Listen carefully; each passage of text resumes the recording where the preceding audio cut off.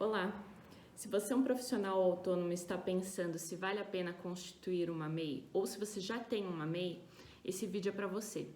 Muito se fala sobre as vantagens em constituir uma MEI, mas na comparação entre ser um empregado registrado ou ser autônomo, será que esse regime realmente vale a pena? Meu nome é Débora, eu sou especialista em Direito do Trabalho, pós-graduanda em Direito Empresarial e sócia do escritório Alcaraz e Bigato Advocacia. E eu vou falar um pouquinho para vocês a respeito das vantagens e das desvantagens de se constituir como MEI.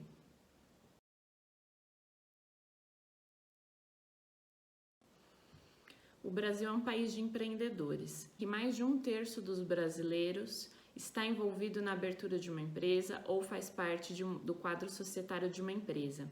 Mais de 11 milhões de MEIs estão abertas hoje no nosso país, o que é uma resposta à informalidade que rege hoje as relações de trabalho. MEI é a sigla para microempreendedor individual. Antes de entrar ao tema propriamente dito, gostaria de fazer uma ressalva aqui em relação aos trabalhadores que se entendem como autônomos. Isso porque, se você trabalha numa empresa de forma pessoal, subordinada e não eventual, na realidade você é um empregado. O seu vínculo com essa empresa se caracteriza como um vínculo de emprego. E aí, nesse caso, não vale a pena para você se constituir como uma MEI. E eu digo isso porque muitos empregadores, eles buscam mascarar uma relação de emprego sob o pretexto de dar menos descontos nos salários, com a finalidade de pagar menos direitos trabalhistas, né? E isso, para o empregado, não é bom, porque apesar dele ter menos descontos, esses descontos que seriam de INSS e FGTS são descontos que revertem para o próprio trabalhador, né? E o trabalhador autônomo ou o MEI, ele não tem direito a verbas trabalhistas como 13º, férias mais 1/3, o FGTS, seguro-desemprego. Então, nenhuma empresa pode te obrigar a se constituir como MEI com a finalidade de mascarar uma relação de emprego. Agora, se você trabalha de forma não subordinada e de forma eventual, ou seja, de vez em quando, aí sim, esse vídeo é para você. Você é um profissional autônomo e aí eu vou falar se você atende aos requisitos para ser uma MEI, para constituir uma MEI, e se esse regime realmente é vantajoso para você. Então vamos aos requisitos. Faturamento. O faturamento da MEI tem que ser até R$81 mil por ano, que significa R$6.750 por mês, certo? Existe uma tolerância aí de 20% que a legislação admite. As atividades da MEI também tem um rol de aproximadamente 400 atividades que podem ser enquadradas como MEI, tá? Essas atividades estão previstas na resolução CGSN 140 de 2018.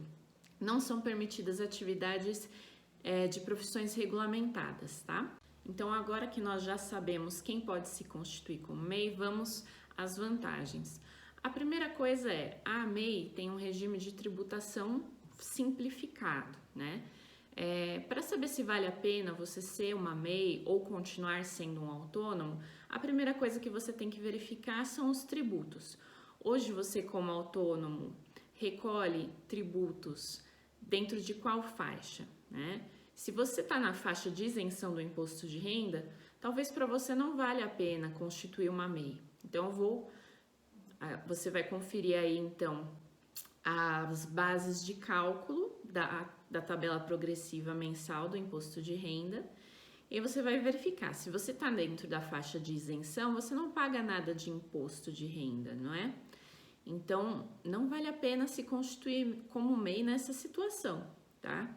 Agora, se você já está na faixa onde você sofre tributação, aí sim já vale a pena se constituir como MEI. Isso acontece porque a MEI tem esse regime de tributação facilitado. Então, você não vai pagar como MEI o imposto de renda pessoa jurídica, o PIS, o IPI e o CSLL. Só existe um pagamento, que é uma guia mensal, que vai de R$45 a R$55, dependendo da sua atividade. e esse valor ele é destinado para a Previdência Social e para o ICMS ou ISS, dependendo da atividade. Então, a arrecadação é super simples, vai ser feita pelo portal do empreendedor, é uma única guia, que é a guia DAS, é uma guia mensal, e existe a declaração também anual relativa à DAS. Então, a MEI, em comparação com outras empresas, ela tem uma facilidade na sua constituição. Então, você vai entrar no portal do empreendedor, onde já é gerado o CNPJ, não existe nenhum custo, tá? Agora, na comparação entre ser um microempreendedor individual e ser um trabalhador autônomo, a gente tem que falar um pouco a respeito da previdência. Quem se constitui como MEI tem os benefícios do INSS garantidos, né? Aposentadoria, auxílio doença, auxílio maternidade. Só que nem todo mundo sabe que esses benefícios eles estão submetidos ao teto de um salário mínimo, tá? Então, se a sua MEI fatura mais do que isso, que provavelmente fatura, porque senão você seria um trabalhador autônomo e estaria isento de tributação, você recebe um valor de faturamento hoje que no momento de se aposentar você não vai conseguir garantir pela previdência do INSS. Além disso, só é possível a aposentadoria por tempo de serviço ou por invalidez. Então, não existe aposentadoria por idade.